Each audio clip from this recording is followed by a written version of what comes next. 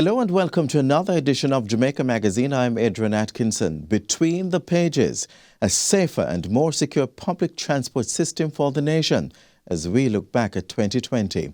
That and more as we provide you with the information you need to improve your life. Stay with us. It all begins right now. Small businesses like mine continue to serve the needs of people. We all play a part in keeping the wheels of our economy turning, and we do so responsibly. We are building forward together.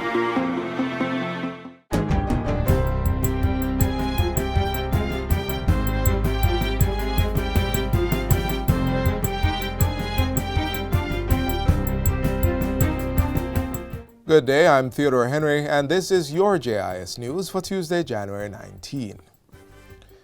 The National Identification System, NIDS, will be the most secure card ever seen in Jamaica. That's the promise being made by the state as it initiates a new NIDS bill. This NIDS bill is beneficial to every citizen. It will be a game changer to allow the citizens to access the services of government and of the private sector. Minister Delroy Chuck, who chairs the Joint Select Committee of Parliament dealing with the bill, was speaking at the first of 6 virtual town hall meetings to educate Jamaicans on the NIDS. The National Identification System aims to provide easier access to private and public services. NIDS Program Director Warren Vernon says the system will also improve the detection of identity fraud. He reveals that there are more than 2,000 cases of identification theft at the Passport Office, over 400 at the Ministry of National Security, and over 1,000 cases at the Registrar General's Department. To help reduce those instances, he says there will be about 8 levels of vetting that will take place in the production of NIDS. Your birth certificate information will be stored separately from your fingerprints and facial image.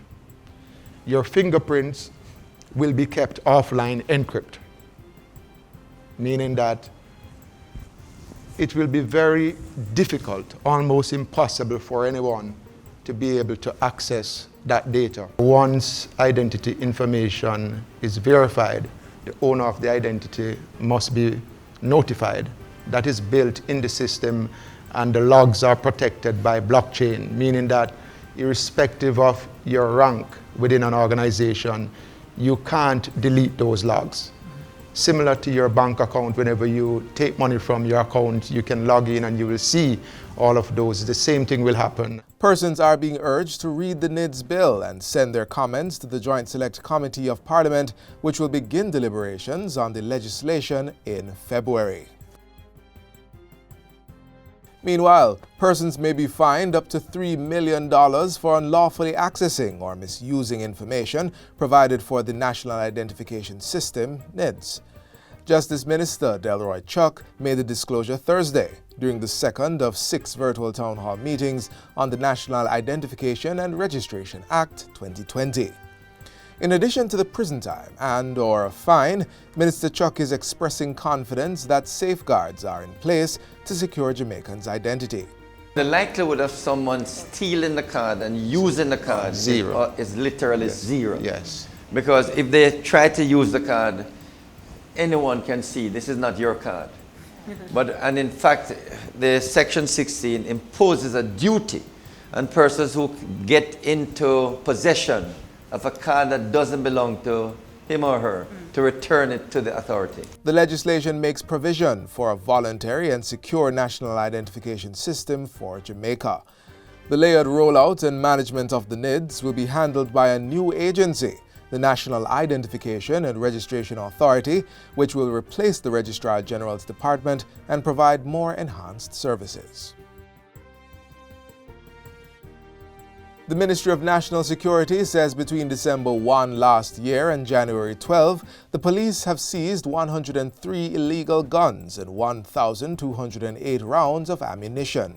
Portfolio Minister Dr. Horace Chang says there was a 52% increase in the seizure of illegal firearms for December 2020 when compared to the same period in 2019. Meanwhile, the 41 illegal guns seized during the period January 1 to 12 this year reflect an increase of 116% when compared to the 19 seizures over the corresponding days in January last year. Dr. Chang says the operations are attributed to the Give Up the Guns campaign, which encourages citizens to provide information about illegal firearms and ammunition to Crime Stop. He says the illicit trade and sale of firearms by gangsters is still the #1 challenge for law enforcement. However, with continued help of citizens, Dr. Chang says the security forces will continue to disrupt gangs and reduce their capacity to unleash violence in our society. Persons with information are being asked to call Crime Stop at 311 or toll-free 888-991-4000 or the police emergency number 119. 475 new housing units will soon be available under the Catherine Estates housing development in the Bernard Lodge area of the parish. Phase 1 of the Housing Agency of Jamaica HAJ development will be ready by the end of March. The project will provide 850 duplex studio units and 800 detached one-bedroom starter homes with areas for expansion. Managing Director of the HAJ, Gary Howell, says they will cost between $6 and $7 million, which fall within the NHT price band. This will make it much more attractive, and a single person can afford a home without too much of a burden. These are the type of projects that we are looking at trying to get out, because we recognize that area of the market is lagging significantly behind, and that is really what many persons can afford. The Catherine Estate housing development is to be completed over a 4-year period, providing 1,650 housing solutions at a cost of $9.5 billion. It forms part of the Greater Bernard Lodge Development Master Plan, which includes land set aside for agriculture, housing, commercial activities, and community life. Over $10 million has been spent to prevent educational loss induced by the global COVID-19 pandemic within the West Kingston constituency. Member of Parliament for the area, Minister Desmond McKenzie, says the expenditure has come from the Constituency Development Fund and other avenues. It includes financial support to schools and scholarships for tertiary students as part of initiatives to ensure no child is left behind. The constituency that prides itself in ensuring that education is the pillar on which we build the future. Minister McKenzie made the disclosure at a recent function to hand over tablet computers to students from the constituency from a private entity.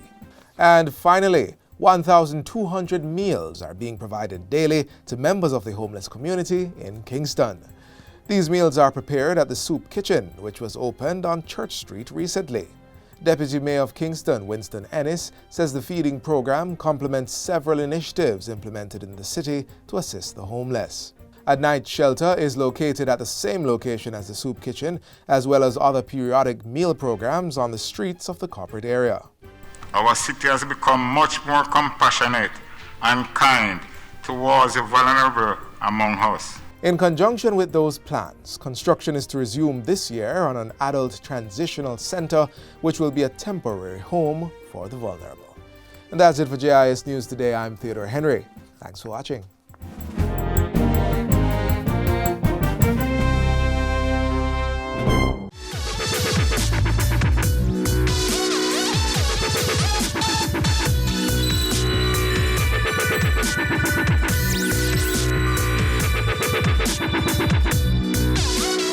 Prime Minister Andrew Holness was busy last week making lots of presentations, such as tablet and land title distributions. Watch this next feature for details on his whereabouts.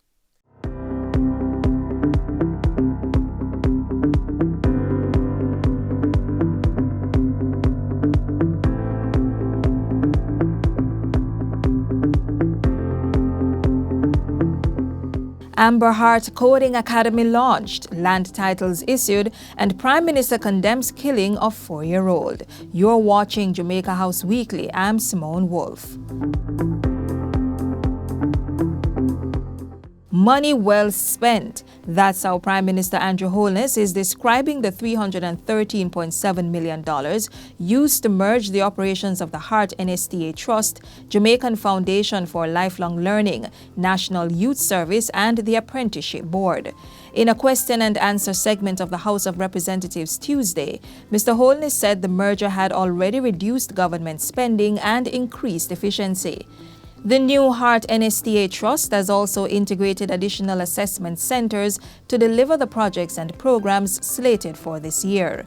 Although face-to-face training has been suspended as a result of the pandemic, the agency has pivoted with the integration of distance learning methodologies and the implementation of 4 assessment centers in Kingston, Montego Bay, St. Anne, and Maypen to alleviate the assessment challenges and ensure that the institution is adhering to the social distancing protocols. Mr. Holness says this has been bolstered with December's launch of the Heart NSTA mobile unit to reach persons in deep rural Jamaica. Jamaica's first coding academy was officially launched on Thursday. The academy is a partnership between the Heart NSTA and the Amber Group and is housed at Heart's Stony Hill campus. Students will undergo an intensive year-long residency training with an internship component in coding and software development. Following successful completion of the program, the graduates will be guaranteed jobs within the Amber Group. Mr. Holness says the Coding Institute will significantly improve the employability of citizens, particularly the nation's youth. Jamaica is putting in place the pieces to create the digital society. So today I'm very happy that we are at this point. We will have 100 coders trained. Thursday also saw government extending the COVID-19 containment measures until January 31. The measures would have expired on January 15. The all-island curfew hours will remain in place starting at 10 p.m. each night and lifting at 5 a.m. the next day. Other measures, including the prohibition on parties and events, a 15-person public gathering limit, requirements for travel, and restrictions on burials and weddings remain unchanged. In the meantime, the special COVID-19 measures in Westmoreland were lifted following successful interventions by the Ministry of Health and Wellness. As a result of the measures, there has been a reduction in active cases to 51, and Savannah Lamar's hospital isolation unit occupancy now stands at 56%, a significant improvement from the above 80% reported in December. The Ministry of Health and Wellness is currently making checks on St. Anne and Manchester, which now have the first and second highest rates of infection on the island. On Friday, the Prime Minister issued 30 certificates of titles to homeowners under a Housing Agency of Jamaica and National Land Agency initiative. Recipients were from Havana Heights in Clarendon, as well as Drew's Land and Seaview Gardens in St. Andrew. The Prime Minister says the state will formalize a minimum of 20,000 land titles each year. In addition, he says the state has committed to building 70,000 inexpensive housing solutions in the next 5 years to tackle the issue of illegal settlements. The housing units will come to market at $8 million or less to attract low-income earners. So that you can buy a house in a structured community with sewage, proper roads, water and electricity and internet already in place, and you pay your mortgage for that over time, instead of going to capture somebody's land and build on it, and then afterwards you're in legal battle to get the land. Prime Minister Holness also underscored the need to end illegal land settlements once and for all. The government is not going to countenance, sanction, or have any sympathy on squatting and illegal settlements. But at the same time, we're going to increase the availability of housing solutions and lots so that people can have access to proper habitat legally and fairly. And finally, Prime Minister Andrew Holness says he was heartbroken upon learning of last week Monday's death of 4-year-old Chloe Brown in Freeman's Hall, Trelawney. Chloe was killed and her father injured during a family dispute. 2 men have since been arrested. Mr. Holness called on Jamaicans to use mediation and dispute resolution platforms to handle disagreements without resorting to violence and force. And that's it for Jamaica House Weekly. Be sure to join us next time for more of the news stories coming out of the office of the Prime Minister.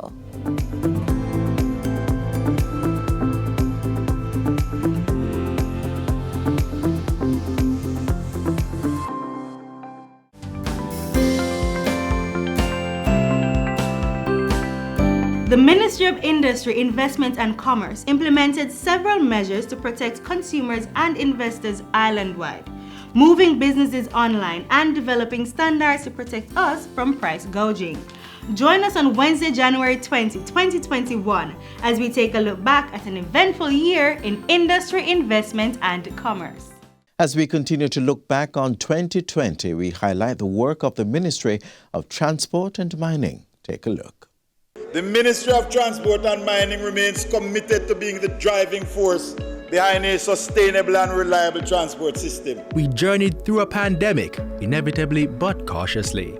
Closed our borders just for a bit, but reopened with safer airspaces, and positioned mining communities to benefit more from the land's rich resources. In all that, the engines of the Transport and Mining Ministry never failed, and successfully we ventured to the end of 2020.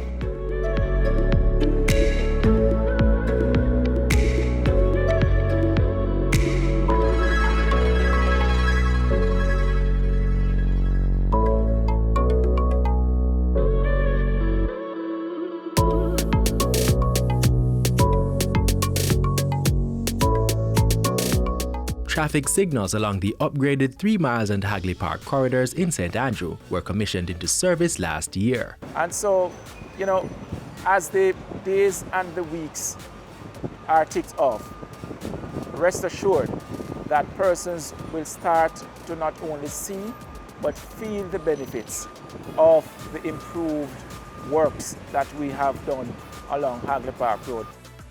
Under the National Works Agency's Maintenance of Secondary Roads program, $17 million was spent to repair sections of the Orange Hill Roadway in western Westmoreland. Work continued on Fairfield Bridge Road in St. James, where the final stages of the first phase of the Fairfield Bridge to Tucker Rehabilitation Project was completed. The NWA also repaired 5.2 kilometers of roadway from Guava Ridge to Content Gap in St. Andrew. We know that there are many roads out there that are in need of some attention as we push to try and make persons a bit more comfortable when they are moving around the island.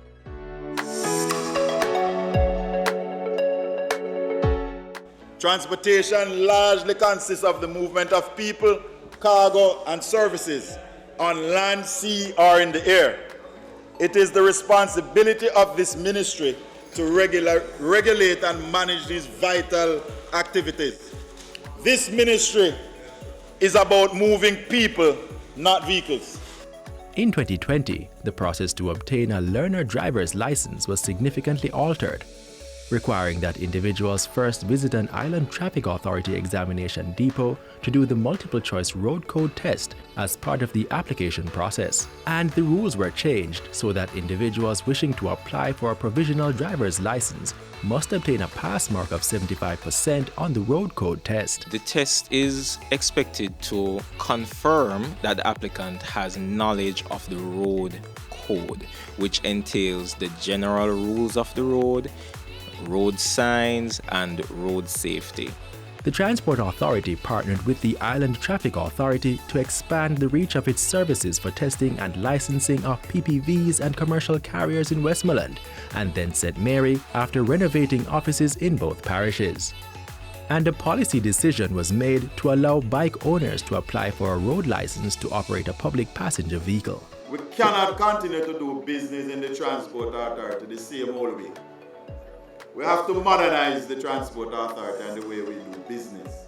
But that's not all.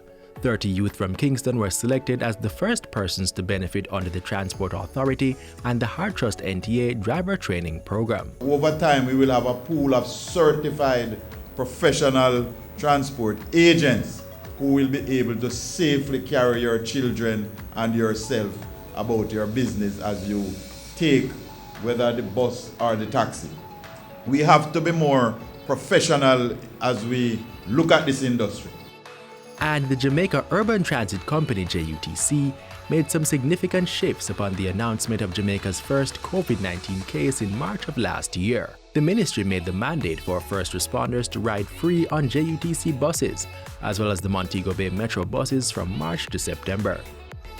Temperature checkpoints were set up at JUTC facilities for staff and visitors. Personal protective equipment were provided to staff, and the JUTC also made it mandatory for all passengers to wear a mask to limit the spread of the virus. Buses were and continue to be cleaned per cycle trip at the Halfway Tree Transport Center and North and South Parade terminal points, while depots and high-touch areas were cleaned twice weekly. And for those passengers who did not have their own sanitizers, sanitization dispensers were installed on buses. The ministry also sought to secure the safety of students, donating 2 school buses valued at $19 million to Tacky High and Mile Gully High. Our marine industry rocked to the waves of development as the House of Representatives passed the Shipping Amendment Act, which will allow Jamaicans working in the merchant shipping industry to experience improved conditions. This is truly important for Jamaica, as there are approximately 10,000 Jamaicans working on cruise ships in the hospitality division that are going to benefit immensely from this provision. And the Maritime Authority of Jamaica modified guidelines for the operation of small vessels, requiring that passenger carry vessels transport no more than half of the regular assigned capacity, up to a maximum of 10 persons. We are steering forward with the new airport developments. Last year, Aeronautical Telecommunications Limited, Aerotel, implemented modern air traffic control technologies to achieve 99.9% aeronautical systems availability. Aerotel also concluded implementation of the Network Operations and Control Center NOC. It allows for complete remote visibility of the aeronautical network infrastructure island-wide, with the ability to diagnose and respond to faults. The Airports Authority of Jamaica also implemented COVID-19 airport protocols to ensure the safety of passengers. Sanitization stations were in place for workers and travelers. Face masks and personal protective equipment were also provided. Temperature checks and health monitoring were done on a real-time basis. Physical distancing guidelines were strictly enforced. The entire airport community also received training to equip workers with the skills to manage protocols. Mr. Speaker, mining today remains one of Jamaica's main sources of revenue. In the mining sector, grants totaling $9 million were awarded to 12 mining and quarry operators to stimulate activities to counter the impact of the COVID-19 pandemic on their operations. The Bauxite Community Development Program made $60 million available for mining communities to create sustainable projects that can ensure there is life after bauxite. 2020 also witnessed miners benefiting from the creation of a web map showing the development of minerals and quarrying activities throughout Jamaica, after the Mines and Geology Division launched its Mineral Information System.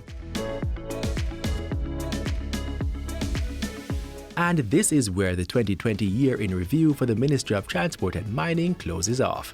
There are many more feats to name and count, but that's why the wheels are still in motion. Let's see what 2021 brings. Like all things, we face challenges, but we are ready to step up to the task. We continue to work because we have an obligation to the people of Jamaica to do what is best for this nation.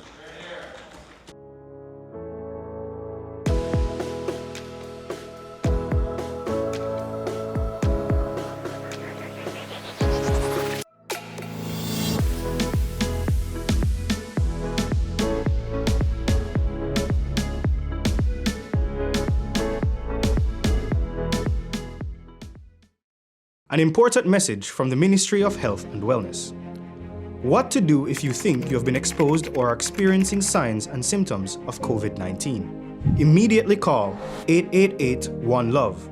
That's 888-663-5683. In addition, you should stay at home. Don't go to work, school, or any public place. do not use public transport, and avoid visitors to your home. You may need to do this for up to 14 days to reduce the spread of the infection. A message from the Ministry of Health and Wellness. For some parents, the challenge is to be their children's best friend, as well as their role model. Up next, soft but effective skills in becoming a good parent.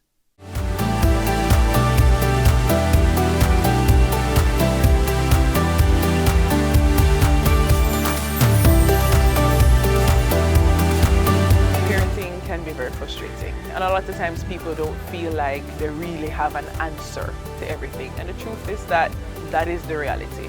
But there are different things that people can try. We're not saying that any one thing works for everybody or that you'll even get the outcome that you want immediately. Especially when you're dealing with young children, you might have to try something several times before you see a particular result. So for example, if it is that you want a child to learn the difference between right and wrong, a lot of times in the past we use pain to teach that this is wrong, right? But we find that ultimately when you hit a child, what you're teaching them to do is when I don't like something, I should hit and I should lash out. What you want to try in a situation like that, you can try removing privileges. If there are things that the child might love to do, or even the age-old timeout, you know, where you say, listen, for this period, you have to sit by yourself, there's no communication, there's no talking, sit down and be still. Sometimes you have to physically just hold your child and help them to breathe through it, because you have some children where they have so much emotion and so much anger and they want to get it out that it's really difficult for them to regulate it at such a young age. And so you have to physically hold them, put your hand on them, help them to breathe through it until they're calm. And with children, even if they don't understand necessarily the big concept of right and wrong, they can sometimes understand tone, right? And tone is not the same thing as lashing out and using certain words and calling them different names. Tone is being firm and saying, I do not want you on this. So for example, if a child keeps going up on something, you might have to take them off it 10 times, right? And continue to reinforce with the same tone and consistency that you do not want them on this.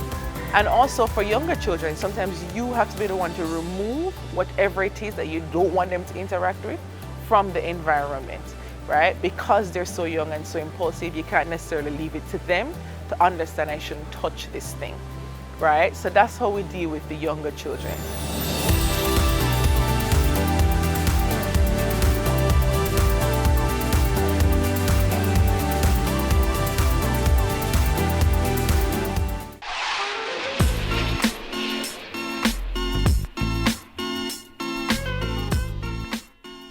You've reached the final page of the magazine. Thanks so much for staying with us. Another Jamaica Magazine unfolds tomorrow as we continue our year in review highlights. So come back same time on this same station. Until then, click on our social media pages for more informative features. While there, please subscribe to our pages and click that notification bell so you can stay in the know. I'm Adrian Atkinson, encouraging you to think positive as you stay safe.